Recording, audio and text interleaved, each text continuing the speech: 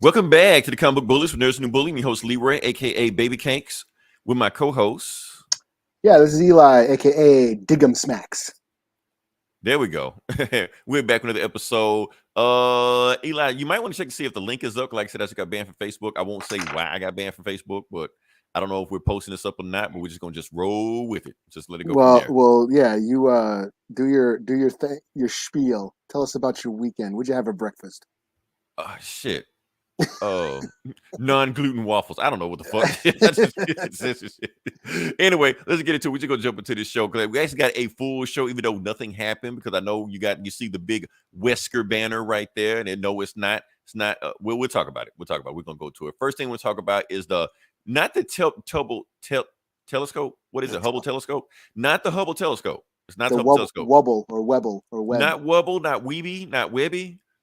Weeby? Some rapper's name, I don't know, Lil Wayne, some shit, whatever it is. It's a new telescope that came out that's got all these insane images that's out right now. That's one of the images we had in the background, and so we got the deepest images of space ever. We're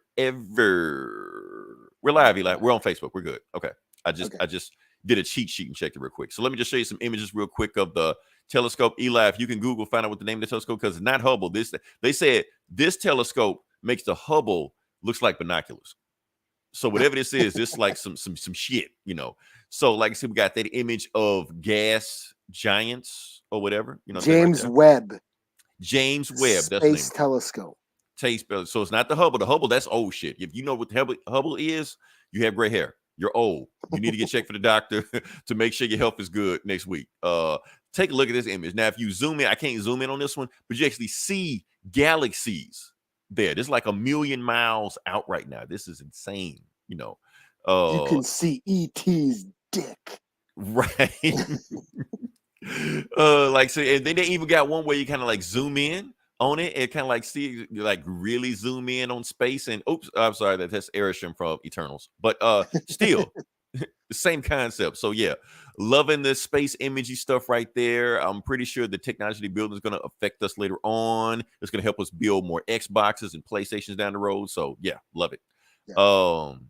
That being said, Eli, we're just going to just jump into it. Like I said, we got a bunch of show because stuff you want to talk about, stuff I want to talk about, stuff we want to talk about. A lot of girth. A lot of girth to this show. Lot of meat. A lot of bone. Meat on this bone. But anyway, you're going to jump into it. Like, first thing we're going to start off with, like I said, everybody sees the banner. We're going to just jump into it and see what everybody wants to talk about, because we're going to talk about a show that came out this week. Now, honestly, I didn't plan on even watching this show until Eli told me about this show. Because I couldn't even log into my Netflix account because somebody from Spain stole my shit, or Argentina, somebody like that, you know. So I had to call Netflix to get my shit back on, you know. They got a number? Like, you can call them? Yeah, they had a number on the website. I called like 8 o'clock at night, man. Yeah, I was shocked. Shout out to Netflix customer service, because I didn't think they were going to answer, but they answered. They were like, yeah, somebody from Argentina got your shit. And they signed in with their email. Let me change your email and blah, blah, blah, blah, stuff like that. So I'm like, cool, okay. So I decided to watch it because I was off today. So I'm just like, let me just watch one episode of this Resident Evil. I ended up watching the whole thing. Now, 8 hours later, damn. 8 hours later, because it was like 12 o'clock, something like that. I watched one episode, just see if it sucks. I won't watch it. First episode did suck, but I kept watching it anyway. I'm like, why did I keep watching this episode? Now, the reason I kept watching this episode, because of the plot. That's why I kept watching this episode. So I'm like, I'll just check it out, see what's going on. But like I said, this is a Resident Evil show, and the thing is about this show is that it's not a whole lot of Resident Evil. It more feels like generic zombie movies than a zombie show, with Resident Evil sprinkled out in between it just for the sake of it. Now, for those that don't know the video game, the weird thing about this game, like when I started watching this TV show, I started noticing that the show is canonical to the games. Like it all matches up. Like it's for instance, like it's actually a continuation of. Yes, I thought it was going to be a reboot. It's like a continuation. It's continuation. For those that don't know the show takes place in 2035, away from any of the games. But they reference the games and they reference the date of the games when all this shit happened. Yeah. And the first Raccoon City and how it was first Raccoon City getting nuked. I'm like, Well, damn, that was like in 2 or 3 or 1. I can't remember. It happened. It's a thing that happened. They even talked about Wesker dying. Wesker, they even gave the date when he died. Like, yeah, Wesker died in 2009 in a volcano accident. Resident Evil 5 came out in 2005. Did die in that. He did die, and he died in a volcano because that was the boss fight. Because he was the boss fight of that game. Yeah, so that's the crazy thing about it. Trying to see, what is this right here? Oh, Baghead. Baghead is in the game. Chainsaw Man, yeah. Chainsaw Baghead guy is in the TV show. It's short, it's brief, and I know isn't that Leatherface or Jason? Could be, but he is a boss fight in one of those games. So I like that's pretty cool. Zombie dogs are here, zombie spiders are here. That's Resident Evil. If it's not Resident Evil, you wouldn't expect that. The liquors. The liquors, they're in the game.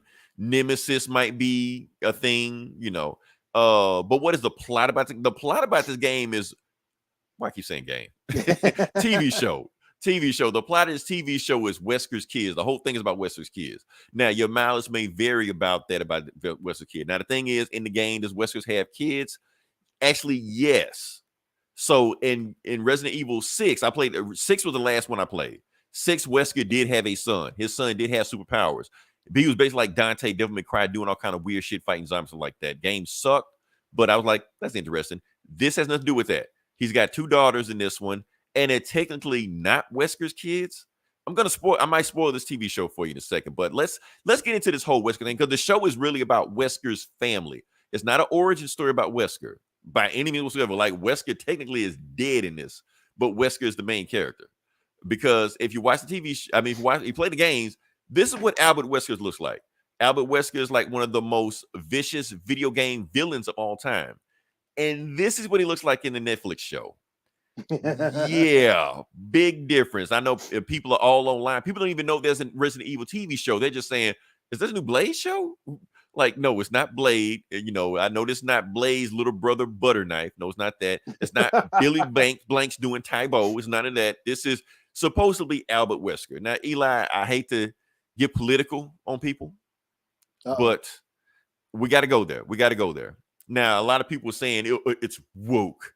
It's the message, the agenda when you do stuff like that. Now, the thing is, they keep wanting to tell me, okay, this is Albert Wesker. This is Albert Wesker. I don't know this guy. I know this guy. I've been playing Resident Evil since whatever. So when I see Albert Wesker, Marvel versus Capcom.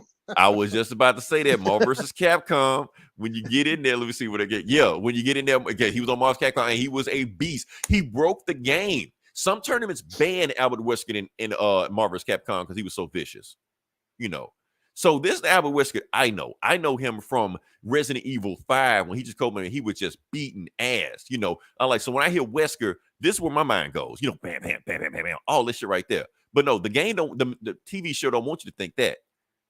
They want you to think this. And I'm like, so my mind is trying to rationalize this supposed to be Albert Wesker. My mind can't do it. I'm sorry, I can't do it. So you can call me racist or whatever like that. I don't care. I think this was a bad term, because when you turn Albert Wesker black, all of a sudden now he looked like low budget Blade. They should have known that when they did this. So that alone, I'm sorry, it knocked the show. The show has other problems. Don't get me wrong. It's not even the main problem of the show, but it is a problem with the show, because you're telling me it's supposed to be Wesker for fans of the game. Because if you call the show Resident Evil, of course they're going to attract Resident Evil fans, people that know the game, people that know the movies. But you give us this and it looks nothing like Wesker, so that automatically takes you out of the thing. And there's no knock on that actor.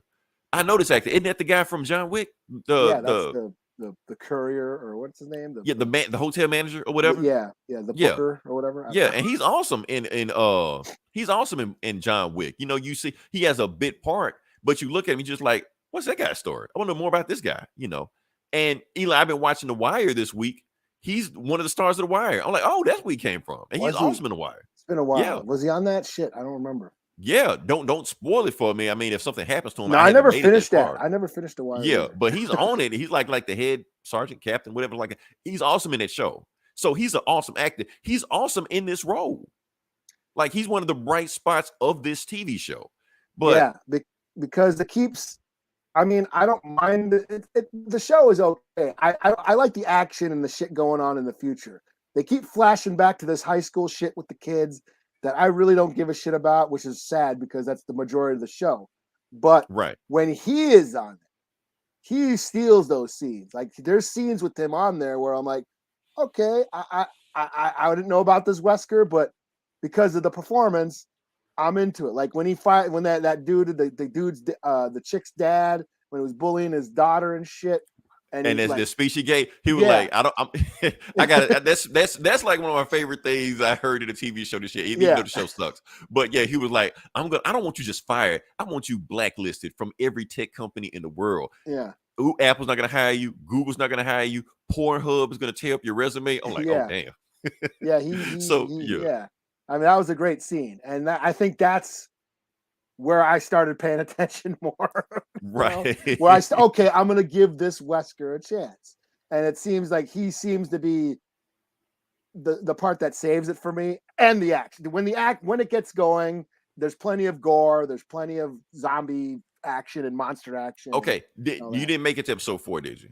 I did make it to episode 4. You didn't make it. So you saw the Jack Black guy, the Jack Black lookalike guy, the Baxter guy or whatever. Baxter guy, whatever, like that. He looked like Jack Black. Yeah. Yeah. When that zombie fight when they're all trying to escape and shit. That was pretty awesome. I'm not gonna lie. That was cool. Awesome. I was in. I was like, that's when I kind of woke. That's when I kind of woke up. I was like, oh, where did shit come from?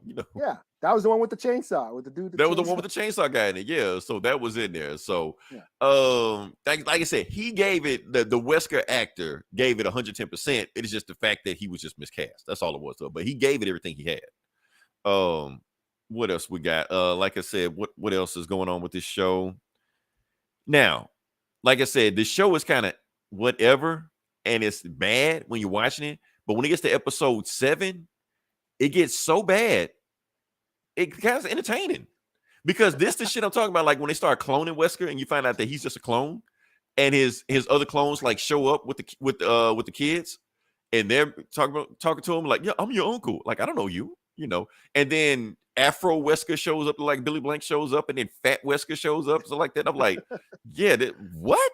Like the show just gets so stupid. It just like, well, something's happened. I'm entertained. Okay, I'll go with it.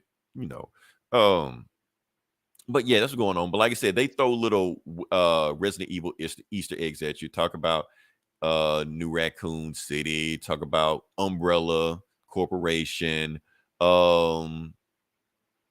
Like I said, was it Village or whatever or 5? Yeah, it was 5 because aren't they in South Africa or something? Well, they're in Africa, not South Africa, because the way they explain in South Africa, they say there's really not that many black people there. But in the game, when they're in Africa, they're like shooting nothing but black people, which was an issue when that game came out. Like you literally had zombie spear chuckers in the game. Like, are you really sure you want to do this? But I do recall that. Yeah, so like I said, and that's the thing about it. Like I said, when you get to like episode 7, it's like the Resident Evil show remembers it's Resident Evil because Resident Evil isn't just like some horror movie. It really is a batshit crazy video game when it wants to be, And the show just started getting batshit crazy. It was like, well, I'm into it, but you got to forget it's a zombie show, and then the zombies show back up, like, oh, okay, zombies. And they start getting the cloning and all stuff like that. Yeah, and it's weird. Like these zombies, okay, they're not dead. But they can't hear. They call them zeros. They call them zeros. Yeah, they can't hear and they can't see, but they can smell. They can smell, yeah. So I'm a little like, there's a little bit of inconsistency of how these zombies are, like, how they function. But I'm like, well, whatever. Yeah, remember they said the virus mutates and the virus changes depending on so. Like, because they're running, and they're, okay, so they're not dead, so they can run. But then they, like, one attacks her, and there's, like, a whole swarm of them. And they don't attack her, like the rest of them don't attack her. I don't know. Right, they don't all rush one time, like they take turns. I don't like get it. I don't get that. And like, and then they're all trying to break into that room or whatever. When she had the grenade, I'm like, how do they know she's in there? Like, I guess they can smell her or something. I don't know because they say they go by smell, but I don't know. I don't know, but they're like banging down the door. I don't know. Whatever. I was like. Like just go with it. Like I said, it's a zombie, and that's the thing. It's as far as zombie, it's a generic zombie show. It's what you expect from a zombie show, no more, no less. And honestly, as a Netflix show, it's a Netflix show, no more, no less. Now, Eli, I know y'all say Stranger Things is the greatest thing since sliced bread. Throw every single Emmy and Grammy and whatever else is out there for me. But take away Stranger Things. This is typical Netflix shit for me. Yeah, Stranger Things is pretty much keeping Netflix's lights on. Right. Because like I said, every time y'all tell me to watch a Netflix show, y'all tell me to watch Cowboy Bebop, y'all tell me to watch Death Note, y'all tell me to watch He-Man, y'all tell me to watch all this other shit. This is what we get. This is the level of shit we get. No more, no less. I don't hate it, but if I had a choice, but it's some shit I'll watch in the background if I'm bored doing something else its own, which is what this was. Nothing I will ever go back to. Is something I'll just watch. Every now and then I have an episode that's like, well, that was cool, But this is the typical Netflix shit we get. I don't know. That's pretty much. Kind of like The Watcher. I never watched the second season of The Watcher. What is The Watcher? The Witcher. The Witcher. The Witcher. Sorry. The Witcher. I do think The Witcher. The Witcher is I don't know if we want to go to The Witcher. Because it's like I kind of like it and hate it at the same time. Because there's so many time jumps in The Witcher. I don't know what the fuck was going on in that show. Like this. But everybody else swear by it. It has its moments just like this show. I mean, when this came on Thursday night or whatever night, that's when I first tried to new Resident Evil. I'll give it a whirl. And I fucking fell asleep. I fell asleep for the first episode. I was okay, maybe I should try this. That's when I told you about it. I was like, are we gonna everyone was talking about it. And I was like, that's when I asked you, I was like, are you gonna watch it? Well, the one reason people are talking about it because like these other sites that get paid to do this shit, unlike us, like IGN, GameSpot, all this like that, they give it like 9s and 10s. Oh, it's the best video game adaptation of all time. Like, what video game adaptation you been seeing? This ain't that. But then you go on like social media, like you talk to regular people, they're like, oh, this show is terrible. Like, oh, this show is mid. Nobody is saying, oh, you got to watch this shit. No, like even my kid who loves the Resident Evil games, he had like like Revelations on DS and he loved all that shit. He was saying it starts to pick up the more you get. It does pick up. It does pick up. I give them that. And and it does. Once you get by episode 4 was awesome. I will say that was pretty cool. Episode 4 was the standout show because I was ready to write this whole show off till I got to episode 4. I was like, well, shit, let me check it out a little bit more. Jack Black beating ass in this show. Zombie the Mausers and shit, and Papa John Woo and everybody, and so I'm like, oh, okay, I'll watch it to see where this goes. The chainsaw running around with the fucking zombie head in the backpack and shit. Like this is pretty cool.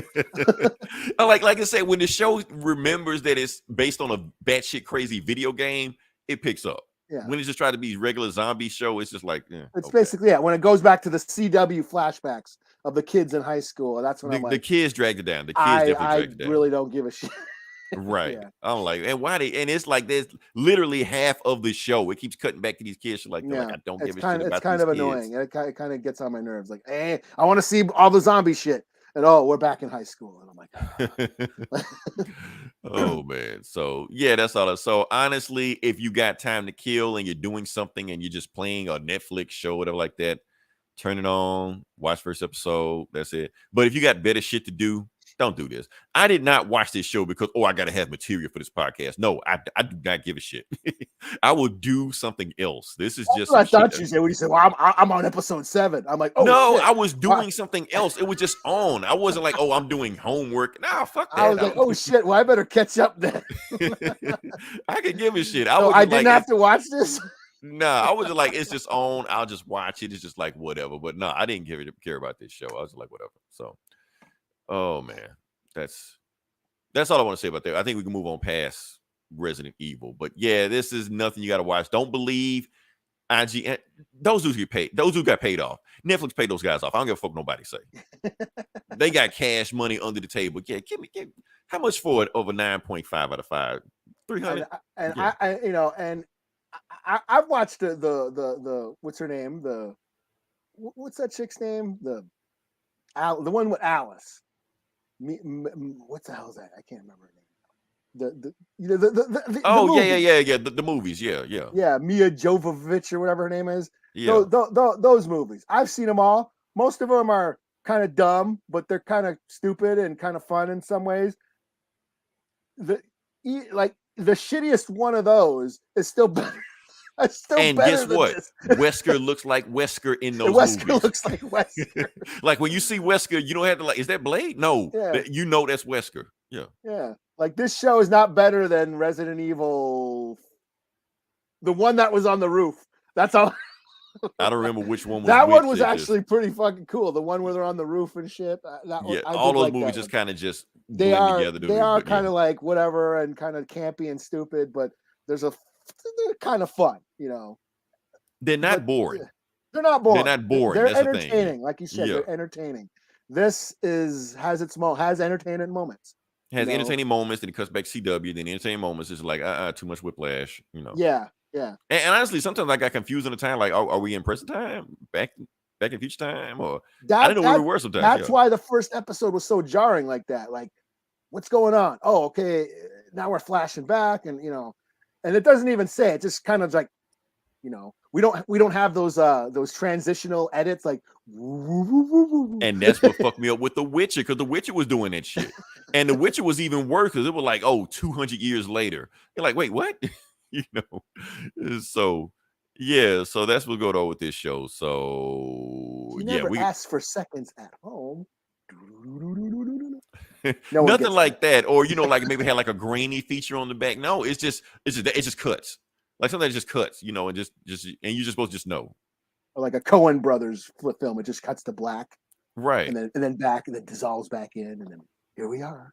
Like, I'm like, Netflix do better. This is why Netflix in trouble. This is why I didn't give a shit about my password being hacked for 2 months. Like I wouldn't watch this shit. I'm watching The Boys. I'm not watching this shit. You know. Yeah. Speaking of, because other shit I was watching. Let's move on. Let's transition. Yeah.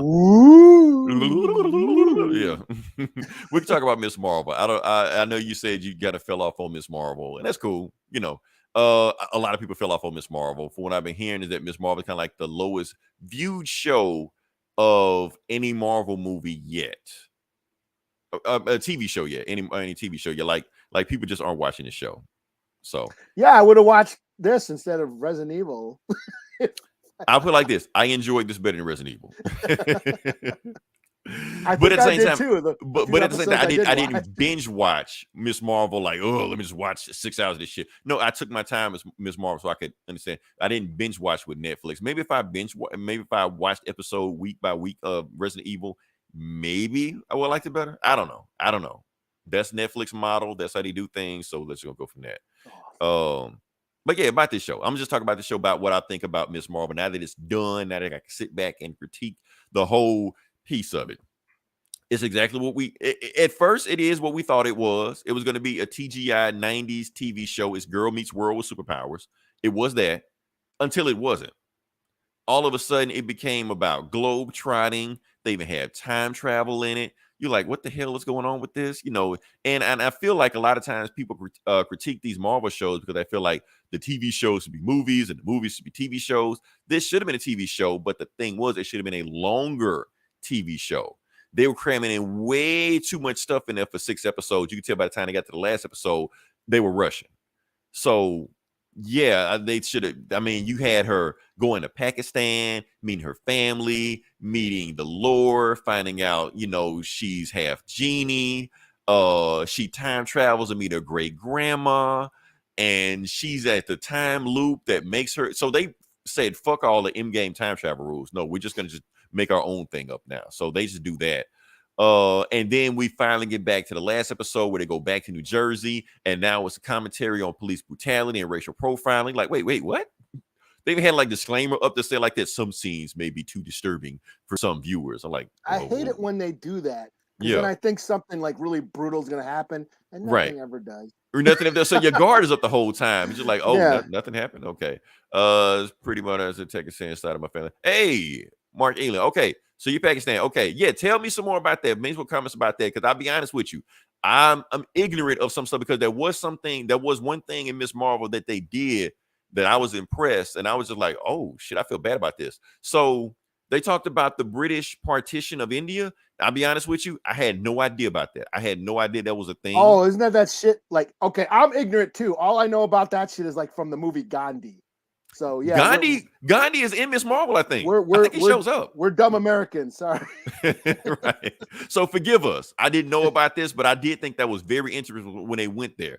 And I was like, oh, wow. Okay. Because, so Miss Marvel, Camilla time travels to the British partition. Okay. Meets her family and shit like that. And I was like, and I think Gandhi shows up in there. And they basically talk about it and how it affected the family. And I was like, damn. So honestly, it reminded me of like when we watched Watchmen and they did the Tulsa Massacre. And it popped up like that, and like nobody else knew about that shit but us. I felt it was like that because they said like the British partition was like one of the most brutal points of of human history also. And everybody's got a partition story, like in an Indian Pakistani family. That's what we got. White dude myself, but ex's parents. I heard stories about partition, her whole family stories about just like the TV show. Yeah. So when they went there, I was like, oh, and that's why I said this show should have been longer. I like, if you're gonna go here, don't cram this in for half an episode. Stretch this shit out. Let's see how Camilla feels about don't Disneyfy it. They Disneyfied the fuck out of this. I mean, because HBO that shit. Right. They couldn't do it. They couldn't go that far. Dr. Doe, let's see what you got here. So the new Blade, not R-rated thoughts. I knew it wasn't. No, nobody thought it was going to be. That's one thing we got to understand. We got to stop expecting Marvel to not be Marvel. Marvel is Marvel. They are who they say they are. So we already knew Blade wasn't going to be PG-13. We already know it's going to be, they're not going to have blood. They're going to be suck plasma from people, whatever the fuck Blade does. So, expect Marvel to be Marvel. You either on board or you're not. That's it. All the kills are going to happen off screen or some shit. Right. Yeah. You're just going to hear some guy screaming, no, while they pans to the moon or some shit. Expect that, But like I said, with Miss Marvel, like I said, when they went to the British partition, I wish they would have gave us more of that because that was some interesting stuff. They went from like half episode, then cut to. Now, here's the reason why they had the disclaimer. And I think some people are confused on why they had the disclaimer on that last episode. Because some people said that some people saying that they were advertising police brutality, and some people saying it was propaganda, which Marvel has been accused of a lot of times. Propaganda. Propaganda is a word. It's a word. It's a buzzword on Twitter. So what propaganda is when you promote the police and you praise the police and ignore any bad things the police are doing. They're saying that Miss Marvel is a like prime example of that. And I'm thinking it's not, because the main villain of this entire show is Damage Control. Now, the thing is, Damage Control, what they do on this show is that they actually kick in the mosque and they're looking for the kid when they find out that he's Muslim. So right there, your racial profiling right there. And it's a funny thing because when they kick in the mosque, every Muslim in there just start taking that paper. Yeah. We know the routine. There you go. Right there. It's all like, damn. So they know what's going on with that. But like I said, and their racial profiling, it is a mosque, but the thing, and they show the cops as good guys. They show the cops like, everybody get back. So they show the cops in a good light. But what people aren't catching is that Damage Control is a stand-in for the police. So it's like you're going deep. You're thinking, dude. I'm thinking, but when I saw it, that's what popped in my head. You can't expect anybody else to think. It's Marvel. Shut your brain off, But I'm thinking that's what Marvel was doing with that. They were like, okay, we're not going to show the cops in a bad light, but we'll basically make the Damage Control cops, everything that people accuse the cops of in the media, but you're gonna have Damage Control do this shit. Just shoot this kid for no reason, racial profile him, all this, chase him down the street for no probable cause, do all this shit, disobey direct orders from one of the superiors. Damage Control was doing all this stuff. So I was like, man, that was some crazy shit, So overall, I thought it was cool. But that's not the big thing. Eli. There was a spoiler, well, not a spoiler, but a stinger at the end of it. Because the main thing that everybody is talking about on this show is what they did to Kamala Khan at the end. Bruno says to her, I checked your blood. Your blood is different from the rest of your family after you put the bangle on. Your blood has a mutation. And then you hear the theme song. I'm like, oh, what? So yes, Kamala Khan is confirmed to be the MCU's first mutant. So they did it. They went there. They saved it for everybody. Take that, comics gators. Right. She's a fucking mutie. You know what? Yeah, so that's what's going on right now. So yeah, so she's a mutant, and people are still like, oh, you sure it's not like a Ralph Boner type situation where they're just yanking our chain? They're not yanking our chain. After the show went on air, Kamala Khan went on Reddit. She went on Reddit and did an AMA, Ask Me Anything, and they basically asked her every single question under the sun, and they asked her, is Miss Marvel a mutant? Was that a thing? She's like, yes, Miss Marvel is a mutant. Kevin Feige called me the day before the show to tell me that I was going to be a mutant. And that should tell you right now that how much Kevin Feige hates the Inhumans.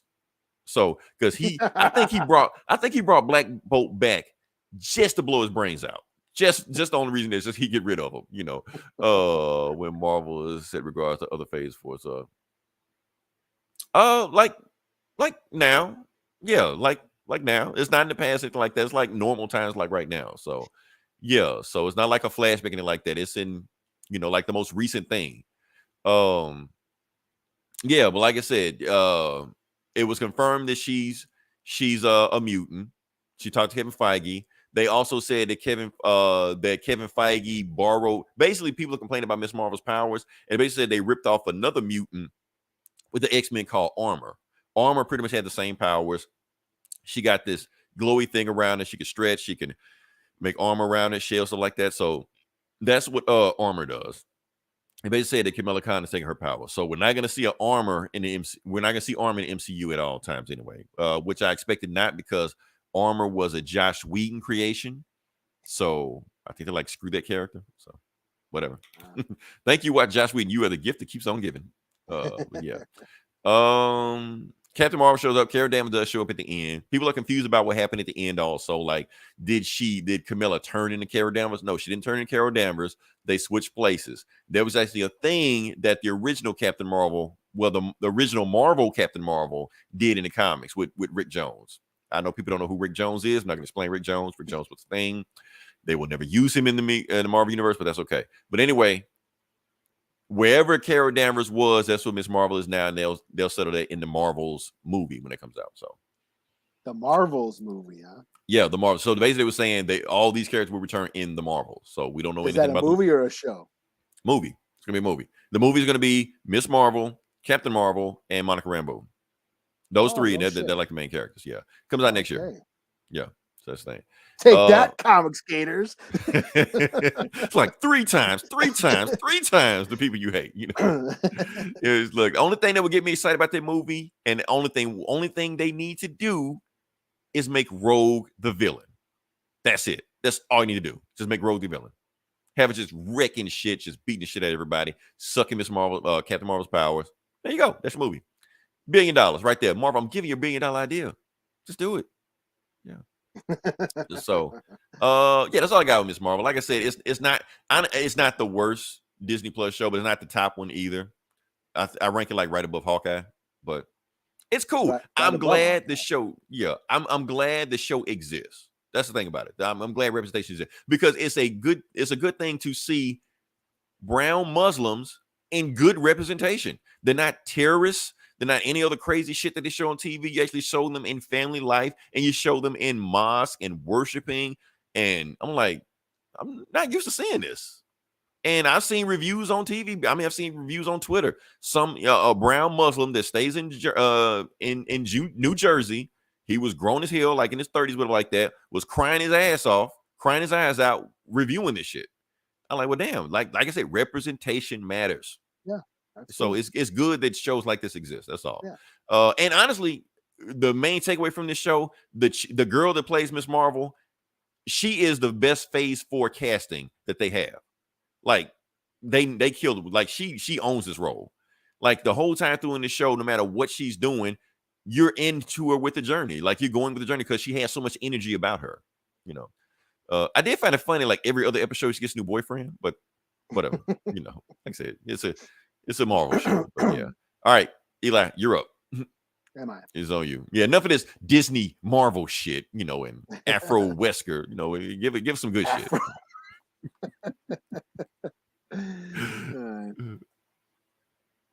Oh, not that. Oh, what's that? No, we won't talk about that. We won't talk about that. Okay. Oh, we're going to Stranger Things. Oh, we're going to Stranger Things.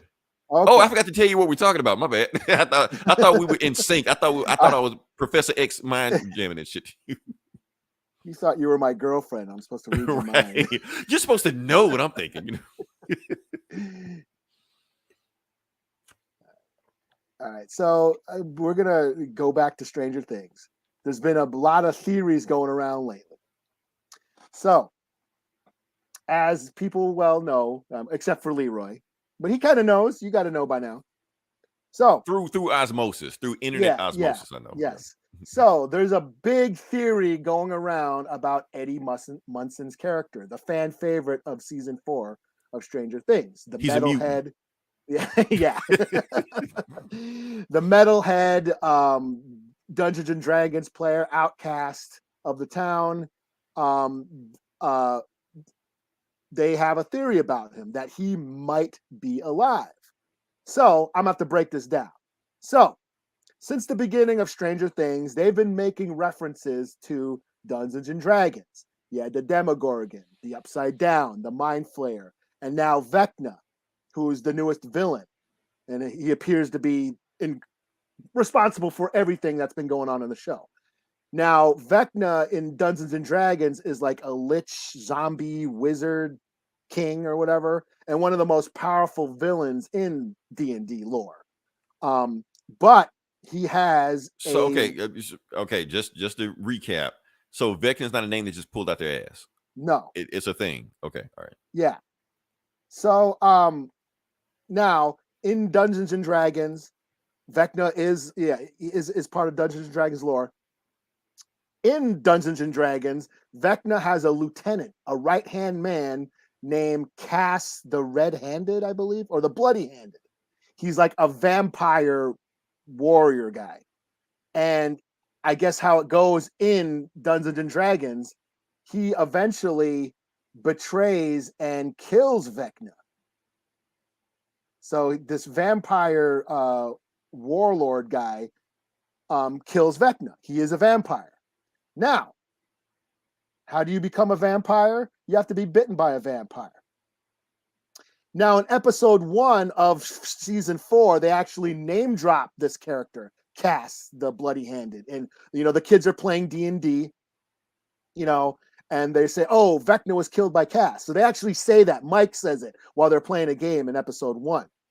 Now, Eddie, spoilers if you don't know by now, Eddie is killed by a bunch of vampire demon bats. And how do you become a vampire? You got to get bitten by one. By a bat. Right, a vampire, right. Yeah, so Eddie was bitten by a bunch of vampire bats. Also, Eddie has, I guess they've noticed, Eddie has bat tattoos. So there's another clue there. And here's another thing. Now I'm going to get deep. We're going deep into metal now. I know everyone loves metal right now because of the Metallica song, but I'm going deep. Eli, have you been out in your Metallica shirt lately and kids asked you name your top 3 Stranger Things I haven't episodes? owned a Metallica shirt since like 1988. So yeah. I got a long, don't get me started on Metallica. They're one of those bands, Okay. But I'm going to get deep into metal now because, this ain't no costume. This is a way of life. So in the show, Eddie holds up the album by Iron Maiden, Peace of Mind, in one scene. It's a great scene. He says, this is music, holds up Iron Maiden's album, Peace of Mind. On Peace of Mind, there's a song called The Trooper.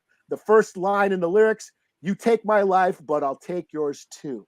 That's what he says. It's a song about war. And yeah. Also, Eddie, Iron Maiden, has a mascot, a zombie mascot that appears on all of the albums. All their album covers, all their artwork, all their shirts has this zombie dude. The name of that mascot is Eddie. So that's the first thing I thought of when the show came on. So Eddie is their mascot, and he kind of looks like Eddie Munson from the show. He does. Yeah. Now Eddie on Iron Maiden, he's a zombie. He appears in all the artwork, and this is from Somewhere in Time, 1986 album. There you go. There's Eddie Lives. So there's another clue that people have been, thrown out there, that Eddie lives. Eddie talking about the mascot from Iron Maiden, that he's this zombie guy that never dies, more like Iron Maiden can never die, or, ergo metal never dies, basically. But Eddie lives, and because Eddie is a zombie that you cannot kill. Here's their Eddie or Iron Maiden's album Live After Death. You see Eddie coming out of the ground. He cannot die. So that's another clue they've been saying. Also, there's an album. Iron Maiden has an album called Somewhere in Time, which is about time travel. It's not really about. It's kind of about time travel. There's a sci-fi element, but it's really about looking back on your life and wanting to change things or trying to change your future. It's like a reflective, emotional song if you really get down to it. But there is some time travel elements to that song. Fans of Stranger Things are thinking that the next season is going to deal with time travel in some sort of way because of all the clocks and stuff that Vecna is controlling, and how they go backwards. So that's another reason why they think Eddie could come back in some fashion that way.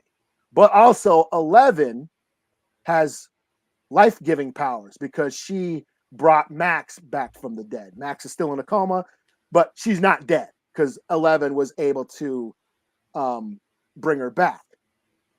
So yeah, this is a huge theory going around that, Eddie could still be alive, that he could come back as some vampire warrior and kill Vecna, which would be kind of cool. It's just, but as we know, it's just a theory. Fans, want this guy to still be alive. A lot of people, he was the fan favorite. They all want him back. And I got to admit, I was a little pissed too when he died, and I know that deaths of characters on show, they add to emotion and suspense and tension, and it just raises the stakes of the narrative. And I get that. But I was really into Eddie's story arc, because he was like this outcast, this metalhead, accused of murder, and he was on the run, and the town was after him. Everyone thought he was like a devil worshiper, and because he listened to heavy metal and he played Dungeons and Dragons, they thought he had magical powers and all that shit. So I was really hoping to see how he would resolve all that. And I think he would have been a great addition to the cast moving forward, but then they killed him. And I'm like, well, that was fucking convenient. They took the easy way out because I was really hoping to see, it would have been more interesting story to see him, resolve all that, to have a completed story arc, but they killed him. And I'm like, well, whatever, but he did go out like a true metalhead. He fought demon bats, in another dimension with, playing guitar, he went out like a true metalhead, so that was kind of cool. But yeah, I mean, as a fan of I was a metalhead back in the 80s. I was there for the, I know what that satanic panic was like. Metalheads were treated like social pariahs. Everyone thought we were scumbags, we were a bunch of misfits. We were, lesser than, they thought we were stupid and we were uneducated, and that metal was a low brow art form, that didn't deserve respect or any credibility. So I know what that was like. I came up during that time. I was a very I was always a defender of metal. Like I always defended it. I was tired of always defending it. So it would have been cool to see that this character that sort of represents that time, resolve all that, because I know everyone loves Eddie right now and he's hot. You got Doja Cat, thinking he wants to bone him and shit, but I briefly heard about that, but yeah, but we weren't getting that love back then, we thought everyone no Heather Locklear, no, trying to no. So yeah, I mean, it would have been cool to see Eddie sort of resolve that, but they killed him off.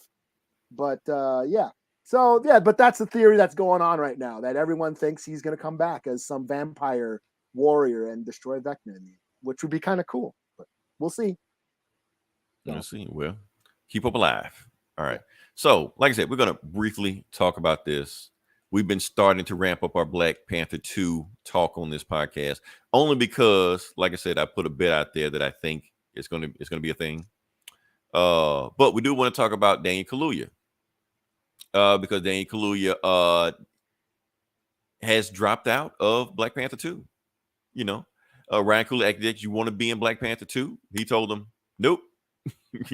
So I don't know why people think that he was going to be in this anyway, because next week he has his own movie coming out. So obviously there's going to be a scheduling conflict going on with that right now.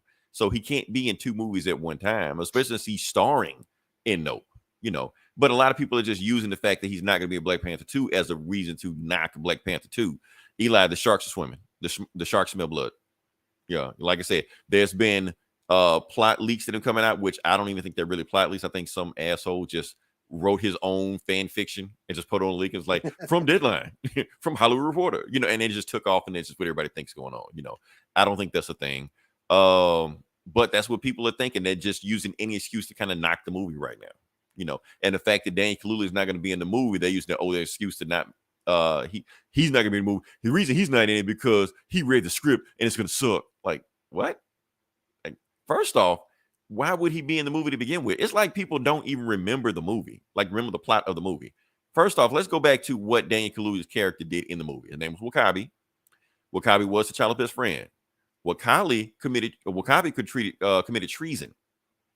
He snuck Killmonger into Wakanda, helped Killmonger overthrow the government, and help him almost try to kill T'Challa. Use his own army to help Killmonger carry out his plan.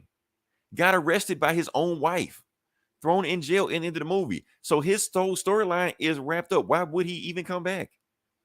And then his role wasn't even that big to begin with. So just like, yeah, why would he come back?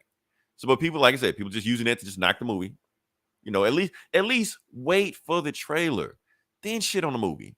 Just one foot in front of the other one first, but I don't use this as a reason not to move. But like I said, oh yeah, he's got a movie coming out next.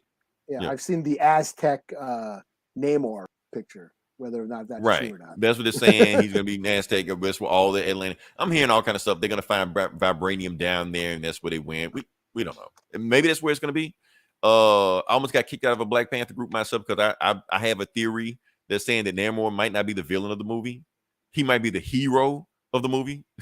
Like he might be the main character. Like it might be about him. But we'll see. We'll see how the trailer goes. But yeah. Is that why you got kicked off of Facebook? No, that I can't say because I get kicked off every other platform. So, but yeah, we can just move on past that. Like I said, we gonna skip the video game section. We're just gonna move on past that. I ain't here to talk about that one anyway.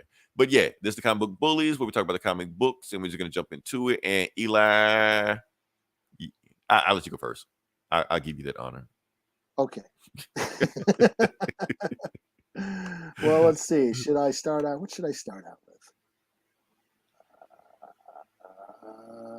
Daredevil?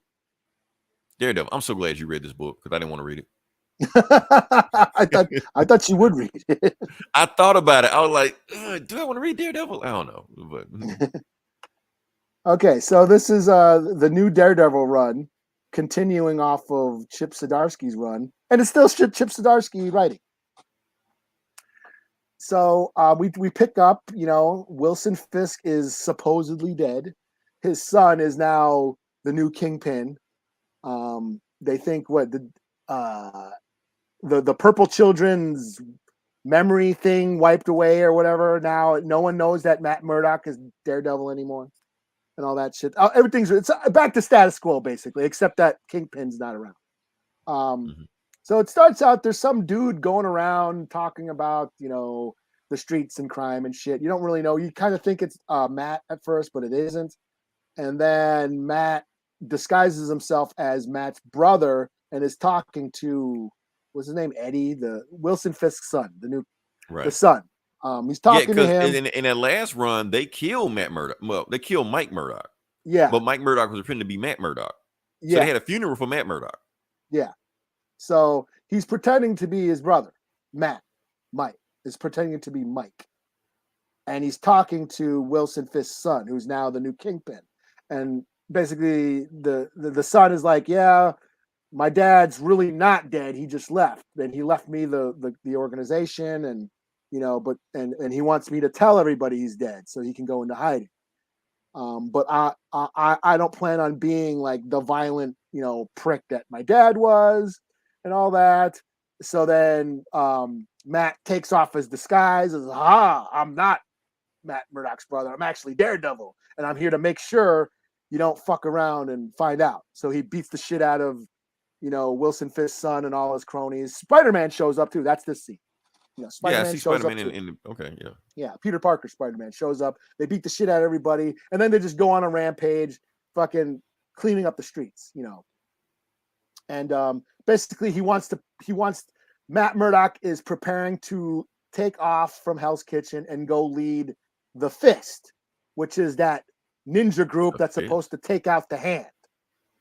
Okay. Yeah, that he was saying. Never heard of him before, but okay. Yeah, that's what him and Elektra said they were going to do at the end of that last run in Devil's Reign or whatever it was. At the end, there's like we're gonna start the Fist, and finally they were prophesized to take out the Hand, and we're gonna start it. So, we cut to back to this guy who's narrating the book, and he can tell when something's about to happen.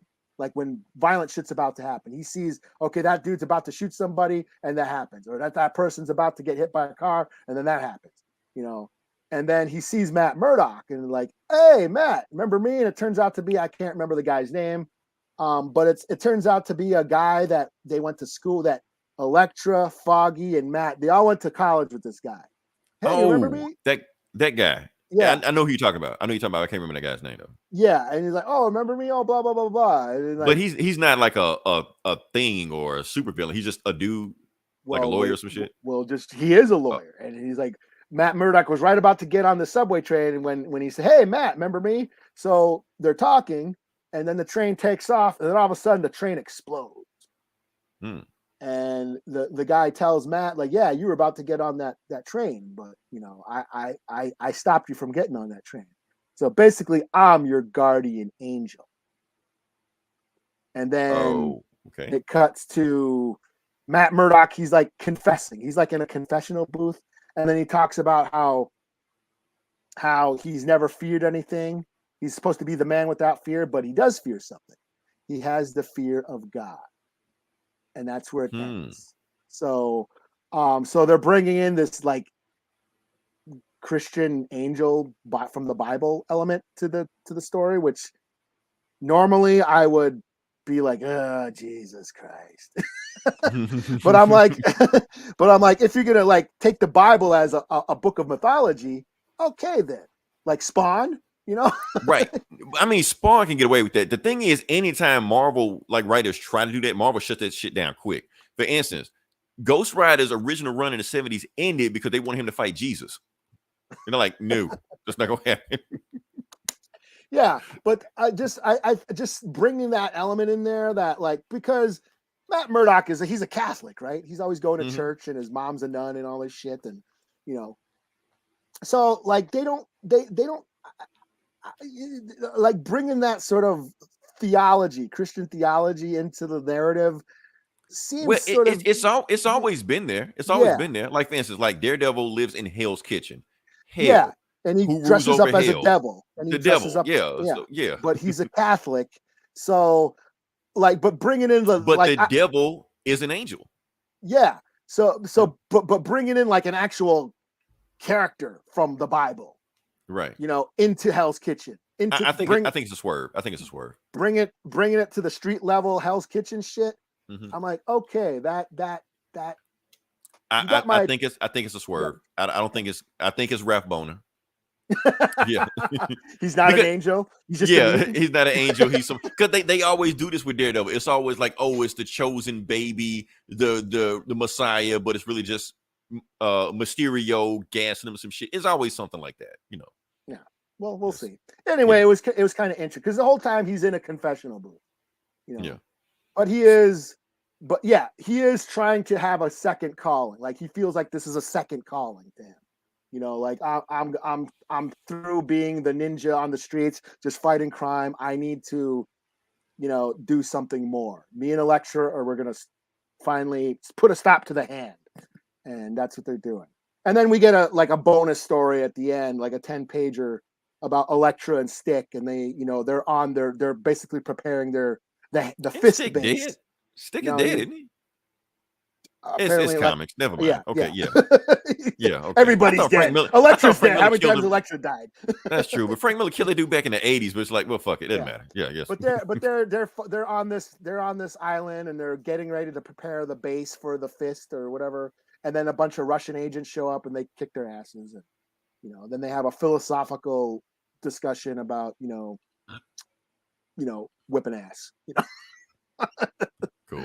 So anyway, I thought it was pretty cool. So I'm gonna check out the next issue. So I'll give it a 4. Okay. All right. So next book I'm going to do is X-Men: The Hellfire Gala. I almost got this. I almost bought it just to check in, but then I saw the price and I'm like, fuck. It was honestly, I went back. I saw the price. I'm like, fuck no. Went back and I was like, I need one more book to review. Like, do I want to review this shit? $8. I could buy $8. 2 books. Yeah, man. I did it. It was you got your money's worth for like 60 some pages. But so this is a meaty, girthy book.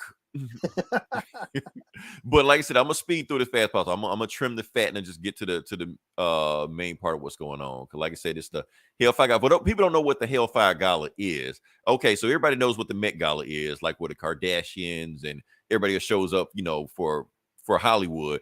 Well, the X-Men do the same thing, where you have to get dressed up and you wear your finest outfit, and they just throw a party. That's it.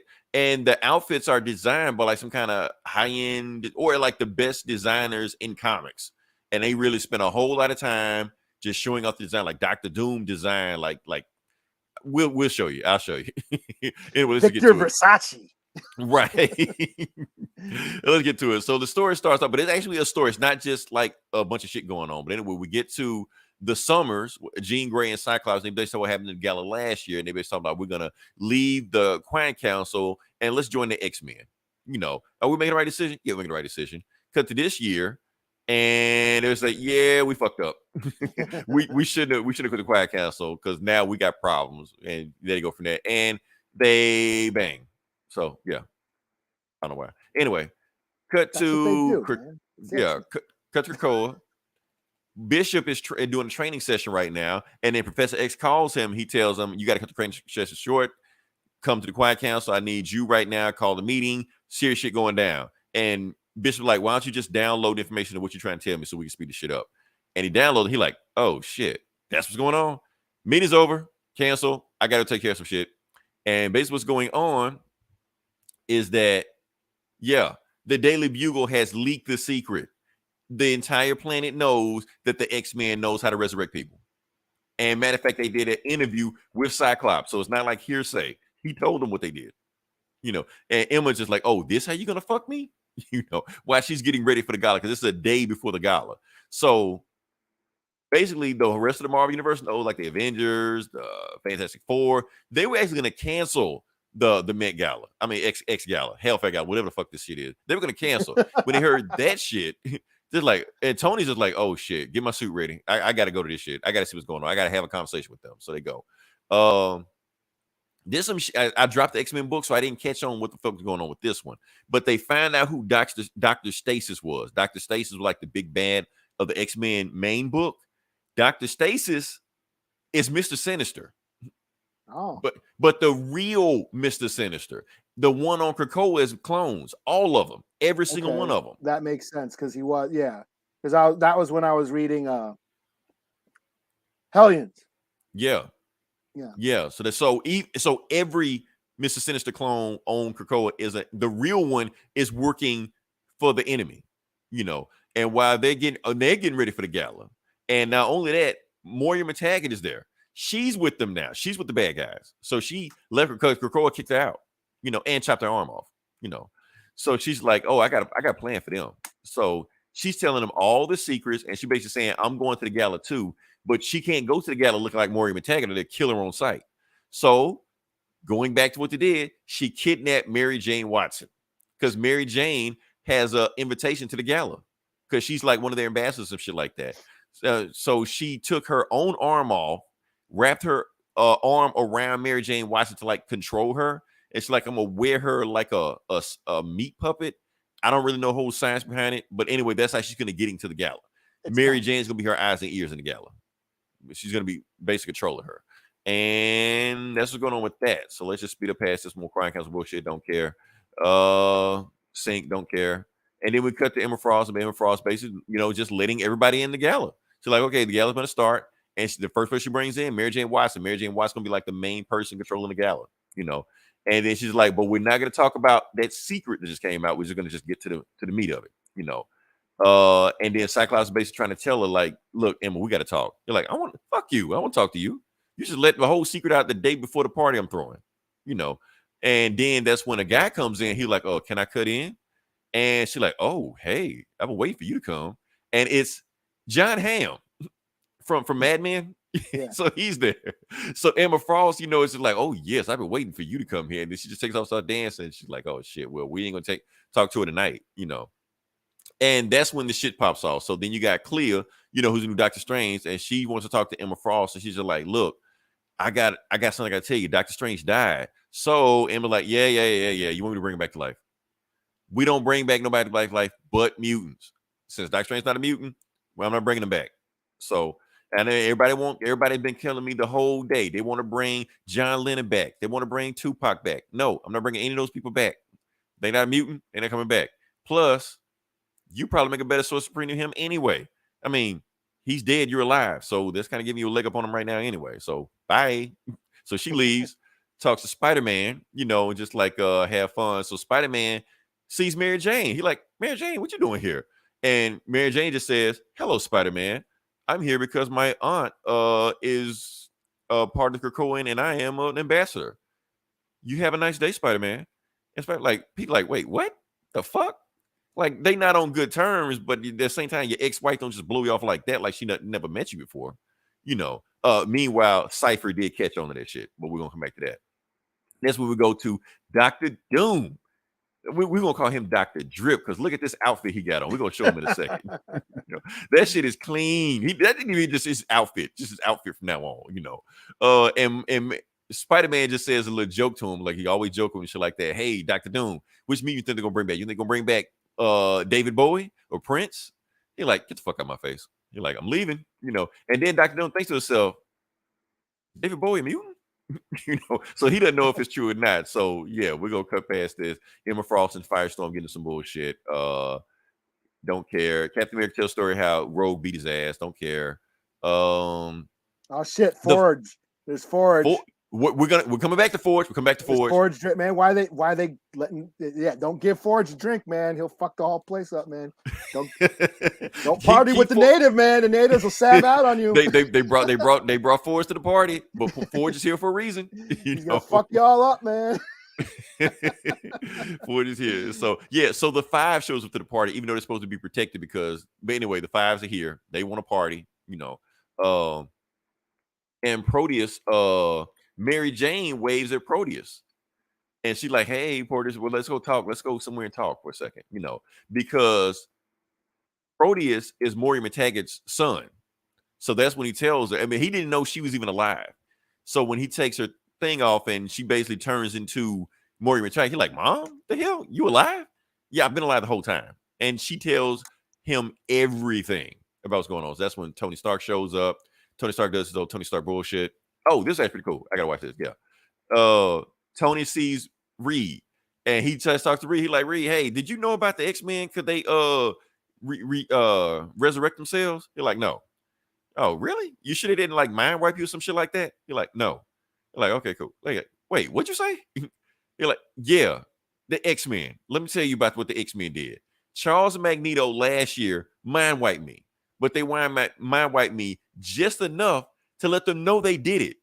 They're fucked up. They're doing some crazy shit right now. Tony, like, I didn't know about any of this shit. Like, okay, yeah. So sits down with Emma, talks to Emma. He's like, Emma, did you know about the shit they were doing?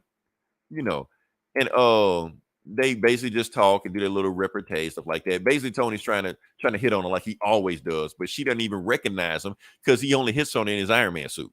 So she don't even know what Tony Stark looks like. This thing right here. You can't see it, but the artists were having a little bit too much fun with Emma's suit right there. But we're gonna keep going. Cut to it. Get to the point. We got Spider-Man.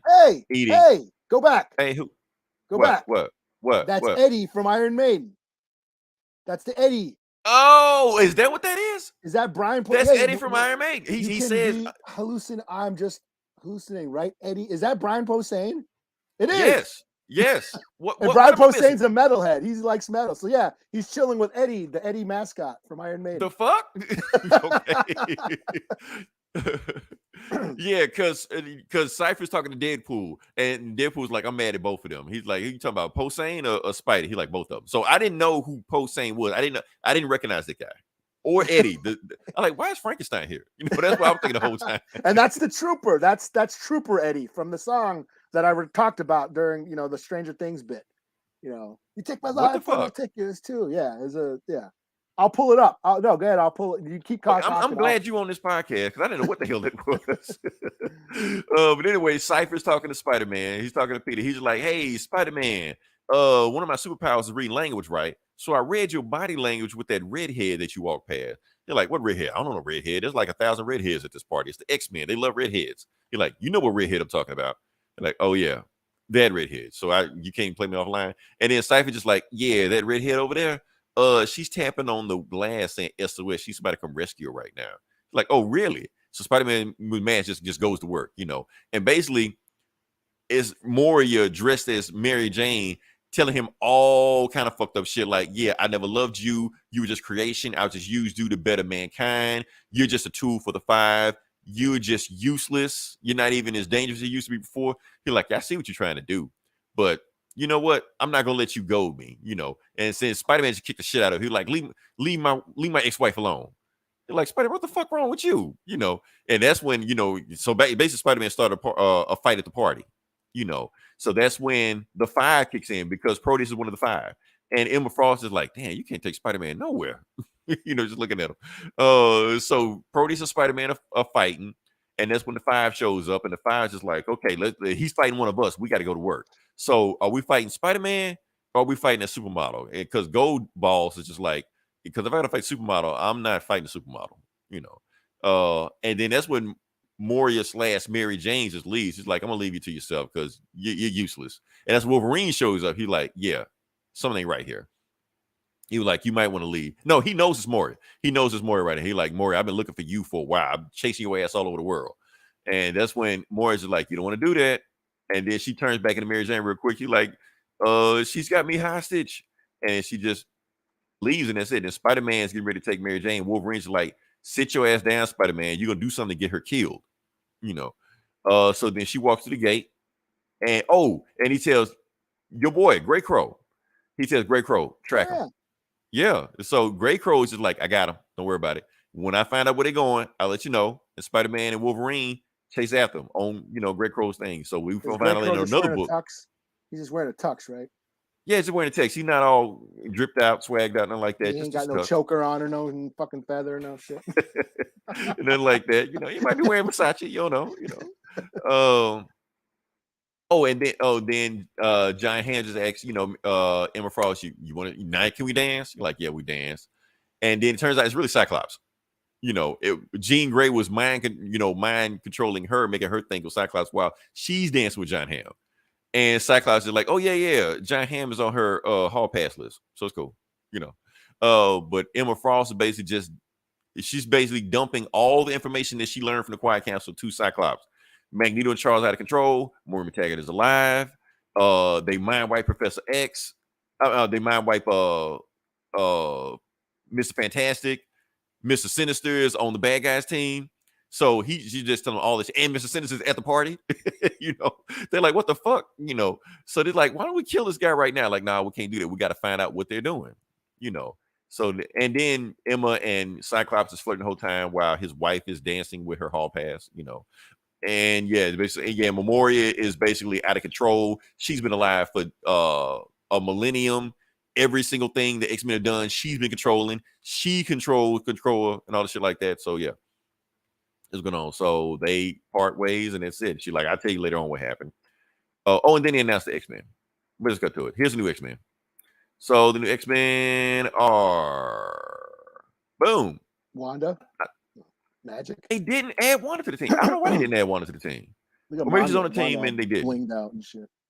Yeah, but Wanda's like was up for election, but they didn't elect her or some shit. But anyway, you got Firestar. Look, let's do that. Firestar and Iceman, from Spider-Man and Amazing Friends. So they're both on the team together. Iceman was like, I'll join the X-Men if you join Firestar. So that's it. Firestar is one of the original members of the OG Hellions back in the 80s. So that's how she knows Emma Frost. Magic, your boy Forge, he's a member. My boy Forge. Havoc is on the team. All right. And Sync, Cyclops, and Jean Grey. So those are the new X-Men. So the old X-Men roster that we've been reading, they're gone. This is the new roster. So who's writing that? Same guy, Jerry Duggan. Oh, okay. Meanwhile, Professor X is looking at Forge like, what the fuck, Forge? Don't I have you doing something for me? You're like, no, don't worry. I'm gonna do my thing, the thing you put me on. And if it gets in the way of me being an X-Men, I just quit the X-Men. You're like, okay, cool. That's all right. And Tony Stark goes to Firestar because Firestar used to be an Avenger. He's like, congratulations, Firestar. If the X-Men do some wild shit, remember your Avenger card still works, right? Drop me a dime, So Tony has a spy on the team, Meanwhile, let's cut to the end. Yeah, this. So we cut to Maureen McTaggart. We don't know what happened afterwards, but she has blood on her hands. And she has a hand. So, yeah, so we don't know where the fuck that came from. And she's washing her hands. And she's just like, I came to meet you. I can't talk to you guys. She's like, first off, how do you know so much about us? And the person she's talking to is Druig, the Eternals. And they try to kill her on the spot. She's like, you don't want to kill me because I got information. I got information on 5 deviants you can take care of. And she names the 5.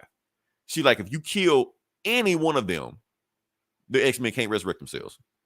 So there you go. Have at it. Kill these guys. The end. Or to be continued in X or Judgment or whatever the fuck. Who the fuck is she? Who is she?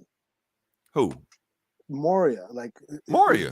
Does she have like powers again, or what the fuck happened? No. She's just human. She's human. I they took her powers. Well, how's she doing all that shit? Oh, because she just lived so long, she just knows how to do that. Oh, okay. I thought she was gonna be like fucking Mystique or some shit. No. She's just she science all that shit. Yeah, she knows science. Yeah. Well, there you go. There's Eddie from. Oh, damn. Okay. Yeah. That's Trooper Eddie. So the song "The Trooper," that's what that is. So that's what that referred to. I had no idea who that guy was you were talking about. When you showed me this, I mean, when I read the book, I was just like, why is there a zombie here? But yeah, that makes Brian sense. Posehn he's hanging with Brian Posehn, who's a big metalhead too. Oh, I skipped over a panel. Like the head guy of Marvel, like CC Sabathia, whatever, like that. He shows up in the book also, and one of the X-Men asks him, "Can I get my own book?" Kevin Feige showed up in the last one. Like, oh no. All right. That was a scam. Anyway, he probably just stole my Netflix account again. So yeah. All right. So what you got next? That was long, but none of the rest of the books are that long. But yeah. I will do. Oh shit. I will do New Mutants number 27. Were they at the gala? Not this one. No, they're still in limbo, man. This is that whole limbo storyline that's still going on. Okay, cool. Where so Ileana, aka Magic, she's turning over Limbo to Madeline Pryor, but then the demons attacked and a bunch of shit happened, and so then her soul sword got broken, and now they're all, it's like Wolvesbane and Danny Moonstar, like, they're fighting the Red King and shit. But there's like it's a simple storyline. It's just the way it's being told, I think, is interesting. There's parallels there's all these Alice in Wonderland references, and she meets her younger self. Ileana, last issue, she met old woman Ileana. She met her older self. And this one, she meets herself as a child, back when Ileana was stuck in limbo and figuring things out, and doing magic, figuring out her magic and stuff. So, so we got a glimpse into her future. Now we get a glimpse into her past, and all these Alice in Wonderland references. It's simple, but it's interesting with the whole, the way they're breaking up. It's creatively told. The storyline, there's not much story going on, but it's just the creative way they're telling it. is what's making this book. So I'll give it a 3 out of 5. They basically face off with the Red King, this demon guy who instead of the Red Queen from Alice in Wonderland, he's the Red King, and they fight him, and so I think there's like one more in this story arc about Limbo, because yes, as now that you've seen, Magic is going to be on the X-Men. So right, so she got other shit to do. So yeah. So I'll give it a 3 out of 5. It's fine. It's just a cool way of telling the story, and the different art styles, and you get to see some panels that are like this old style fairy tale sort of art, and then it cuts back to the comic art. It's just pretty cool visually. So Cool. Okay. Sticking with X-Men and technically Avengers, we're gonna stick with the big summer blockbuster of the year. What is this? A.X.E. Okay. Avengers, X-Men, Eternals. For people who don't know what that means. So that's what X is. Just X, like it used to be AVX. So like basically that's what the story is. So this isn't the actual story. It's another prelude to the story. Even though I read Road to X, Judgment of X, whatever of X. This is X, more X. So yeah. Body spray X. Body spray X, right? I don't know why they didn't do tie-in with that, but yeah, that's what's going on with the story. So I'm gonna just fly through the story as much as possible. Like I said, just another preview, just a long bunch of shit that I don't care about. Anyway, so the machine is talking, and the machine is Earth. It's like Earth, yeah. So the Eternals can talk to Earth, and they're just talking like everything's cool. Even the Iron Man cooked everybody waffles or some shit, even the X-Men just chilling out, having fun, it's like that. And Druig. So Druig is now Eternal Prime. Last time I read the Eternals comics, like last year sometime, Thanos was Eternal Prime. But something happened where I wasn't paying attention. So now he runs the Eternals. And basically he just talking to Domo, NEX Domo. If you were me, how would you kill all the mutants? And Domo's just like, let me think. Oh yeah, I got a way. Matter of fact, I already got an idea right now how to kill all the mutants. A bomb. Just blow them up. Just be done with it. Take this big ass bomb, put it underneath Krakoa, and blow it up. And matter of fact, the bomb is so generic that they can't even trace it back to us. Everybody's going to wonder who killed the mutants. Nobody will know, And like I said, we just kill the mutants on Earth. So the mutants in Mars, we don't care about them. But if they come to Earth, then we'll deal with them. So that's the thing. So he's like, man, that's a good ass plan. That's the plan that I would have came up with, So anyway, build a bomb. We'll kill the mutants by afternoon, and we'll get drinks later on. So get it done with that. Skip.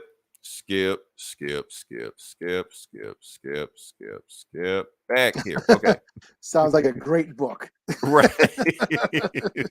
Bunch of shit that didn't happen, So anyway, Druig is still spying on the X-Men. So because he has a spy on Krakoa that they don't know about. He like, that's so lively and healthy. Can we please do something about that? Can we kill these guys? And Domo's like, don't worry, I'm almost done with the bomb. But can I ask you a question, Druig? Why do you want to commit genocide? I mean, I'm gonna build a bomb for you anyway. I'm just curious, Well, yeah, I'll tell you why. Because first off, the deviants, every superhero and supervillain on the planet has a deviant strain in them. But the mutants are more concentrated strain. Matter of fact, the mutants are deviants. They just call them by a different name. So if the mutants are out of control this much, we have to get rid of them. Matter of fact, they have mutants on Mars. The deviant strain is out of control. So if I'm going to be the new ruler of the Eternals, that's the first thing I got to do. And the thing is, Druig in his head really saying, I don't really give a shit about the X-Men. I'm only doing this shit because 1,000 years or 2,000 years from now, when they remember my name as the ruler of the Eternals, this is what I did. So it basically immortalize his rule. And they build a bomb and they drop it in the ocean, right underneath Krakoa. It's like, well, that's done. Look at some drinks. Cool. But then they start freaking out because they're violating one of the 3 rules of the Eternals. The three rules of the Eternals is protect the machine, protect people, kill deviants.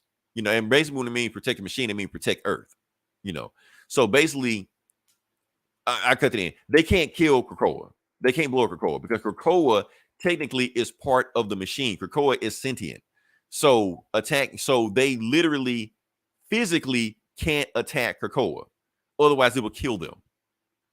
So they realize, okay, so we can't build a bomb to blow up the X-Men. What do we need to do? He's like, don't worry, I got a plan. If you want to commit Jewish genocide, ask the expert. And they go to Uranus, not Uranus, Uranus. And this is Thanos' granddad. No, Thanos' uncle or somebody, some shit like that. Anyway, the guy that makes Thanos look like shit is this guy. You know, he's like, well, if you want to kill somebody, you should just came to me. To be continued. That's the book. So yeah, just cut to the end of it. The thing I'm mad at, I mean, I'm enjoying the concept of the storyline, but I'm sick of all these preludes. I feel like they're ripping me off. Road to X, journey to X. Here comes the X. Give me the X. I want the X. I'm ready for it. X is coming. Right. My body is ready. Give it to me. Yeah. Okay. But yeah, what did you get next? My last book I'm doing is Ninja Turtles, the Armageddon game, #1. Okay, so this isn't tied to the game? No, this is tied to the greater IDW lore that's going on, the IDW book. Oh, okay. I don't know why I thought this was part of the video game. I thought you were like a video game tie-in. Oh no.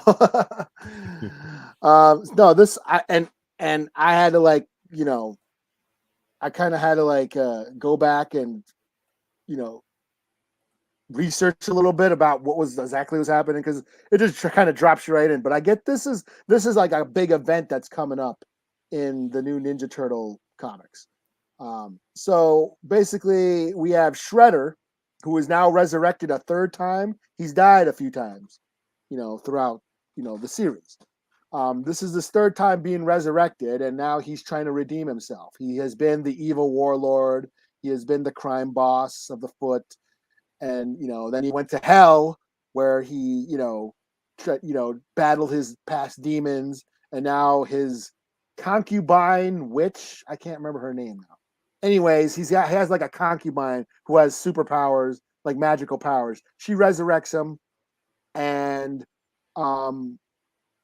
they find out that the Rat King is trying to take over the world. He's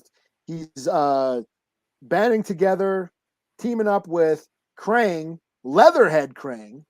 So Krang is now inside the mutant crocodile Leatherhead. Okay. I thought that was kind of cool. So Leatherhead Krang, Baxter Stockman, and somebody else. Who was it? I think it's just those three, right? Yeah, Leatherhead, Krang, and Baxter Stockman. No, Rat King. So they're basically trying to, you know, take over the world. But Krang and basically this team is like super hard to beat. So what the magic woman says to Shredder, says, we can go in. Basically what happened in an older story, Splinter killed Shredder was he was able to look into his past and see a past weakness. And that's how he exploited and ended up killing Shredder back in an older storyline. So we're going to do the same thing. We're going to go into the memories of Krang and basically figure out how to beat him. So that's what they do. The majority of this book takes place in space. They go back into Krang's memory, and they recall a time where he was back in space. The Utroms, the TCRI aliens, you know, were fighting the Supreme Squadron. No, the Nova Squadron, I believe, or the Squadron Nova or something. And that's when it dawned on me. You know how the Ninja Turtles have always been inspired by like Daredevil, you know? Right. They're like a parody of Daredevil. Well, all that space shit started reminding me of like Guardians of the Galaxy and like Thanos. One dude actually looked like Thanos, like this They were doing that space shit even back in the 80s though. Like Utroms, the Fugitoid and all that shit, and Krang the TCRI and the Triceratons, those dinosaur dudes and shit. Right. But you know, it's basically a big giant space battle, and you know, it reminded me of like some Guardians or Thanos shit. But basically, when Krang will retreat from battle, when backup arrives. So and he fears this Squadron Nova or the Nova Squadron. Again, like the Nova Corps, you know what I mean? Right. That's what it reminded me of too. So they figure out that Krang fears the Nova Corps or the Nova Squadron or whatever. So they're gonna go try to contact the Nova Squadron and get them on their team to fight the Rat King and Krang and Baxter Stockman. So that's basically where it ends on that. And it was just being that I've been into the Ninja Turtle shit lately because I've been playing the game. Right. So I thought this was kind of fun. Going into like Shredder's past was interesting. I had no idea that. Because I haven't really read any. I read a little bit of the IDW stuff, but I dropped off it. So I have really, and then I read a little bit of the Shredder Went in Hell shit, the Shredder in Hell series, but I never finished it. But so it was kind of interesting to seeing, where he is now. He's trying to redeem himself. He's trying to make, he's going to try and befriend the Ninja Turtles this time, So I don't know. I thought it was kind of fun, and I'll give it a 4 out of 5. Good old Ninja Turtles. Nice. Okay. All right. Yeah. Last book I got is going to be Superman, Son of KAL-EL. Okay, I read this. Yeah, Superman, Son of KAL-EL, number 13, and this is a special issue. I guess this is a maybe collector's item issue. I don't know. Maybe it is or not. Is it? Maybe it depends on your definition of it. The reason because it's the DC like in-universe debut of Dreamer. Oh, okay. Yeah. So for those who don't know, I just started. Let's do the story. We'll get to it. Yeah. So anyway, let me keep up with the story. Basically, the last issue that they went to the Capitol and they fought basically the senator turned to a tentacle monster, and while they were fighting the tentacle monster, Jay's mask came off and basically got him on camera. Now everybody else's identity, his identity is out there. He's no longer the truth. He's Jay McNamara, Gamoran citizen. Somebody even asked like, y'all worried about this story? And the senator turned into a giant tentacle monster? Like, should we be more worried about that? But nah, Fox News want to talk about this shit, So they're like, this propaganda, this wake up sheeple, and basically it's like, okay, we need to go, so we need to hide. And John's just like, well, I can take you to Saturn if you want. You're like, yeah, except I can't breathe in space. You're like, oh yeah, that's right. Well, you can go with my grandparents. No, because Batman said I'm not allowed there. Like, damn, okay. I got a place. I got a place that I know nobody can get you there. Okay. Make sure you pack warm. So they fly to the Fortress of Solitude, basically say, and Jay's just like, well, why is it more people don't attack the Fortress of Solitude? He was like, well, first off, my dad built it so it doesn't show up on any radar.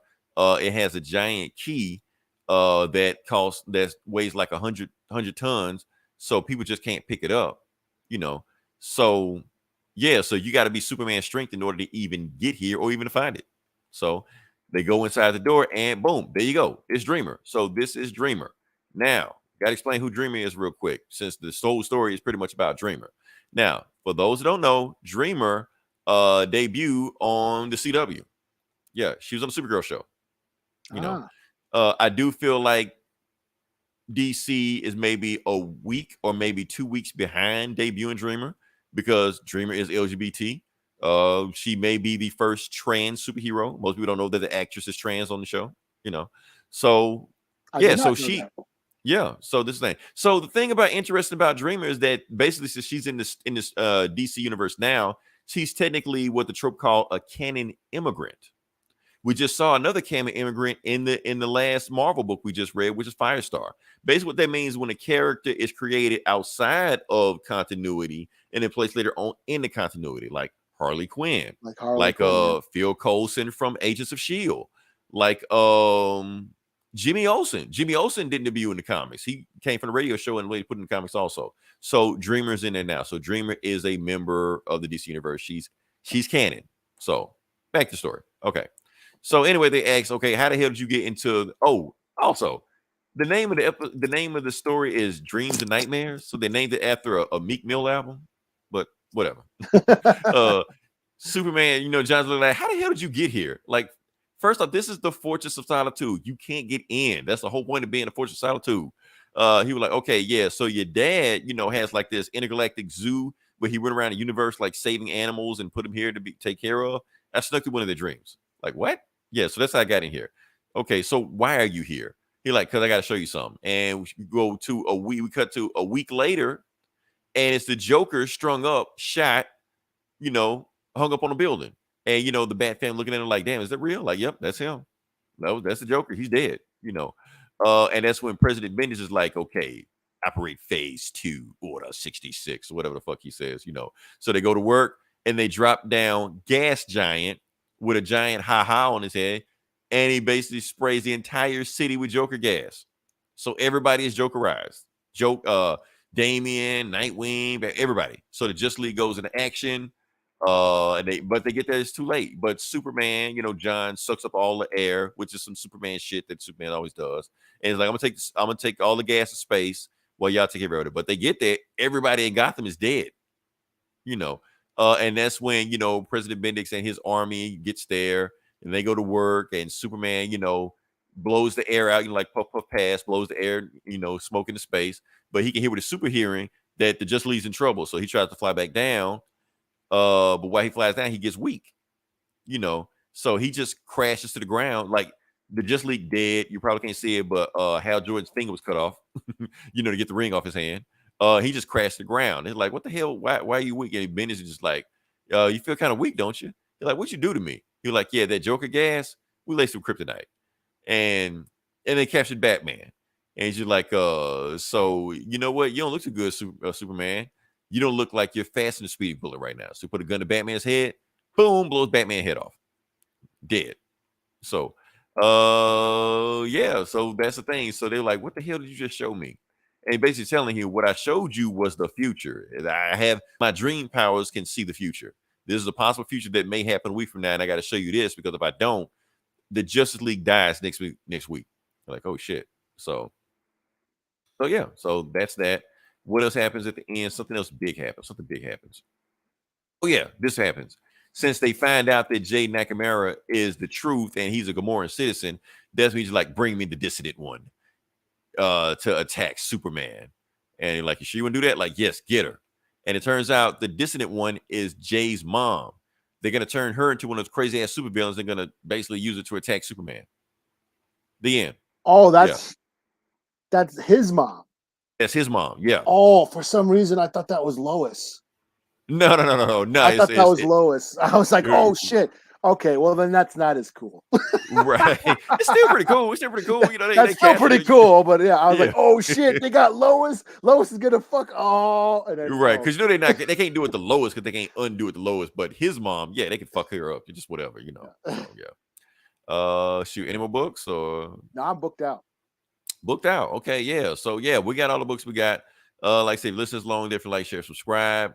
Does next week does Note come out or a week after next? I don't know. I lost track. And Comic-Con, we're gonna have a bunch of like Comic-Con drop. Whatever happens, yeah, Comic-Con is gonna go nuts. Marvel will be there. Marvel has already planned out their panel of what they're going to announce. So we don't know what Marvel's gonna announce, but it's gonna be big shit. So we're gonna pick we're apart all gonna be nerdgasming all of like It's gonna be everywhere. I already know what's gonna happen. Like, I'm going to be tagged 100 times from people. Oh, have you seen this? Have you seen this? Yes, I've seen it. Don't tag me. I've already seen it. I'll probably be watching this shit on Twitch. So yes, and watch they tag me like 3 days after the shit.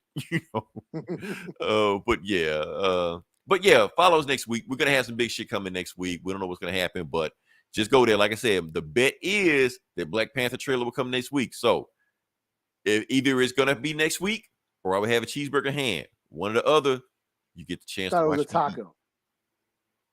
Did we take pizza? Let's do pizza. I got waffle. Let's do waffles. Somebody put a picture of a waffle. I've been wanting a waffle all damn day. But yeah, gluten-free waffle. Gluten-free waffle. Yeah, with Cool Whip. Like I said, until then, this is Leroy. This is Eli. We'll talk to you guys next week. Same bullet time, same bullet channel.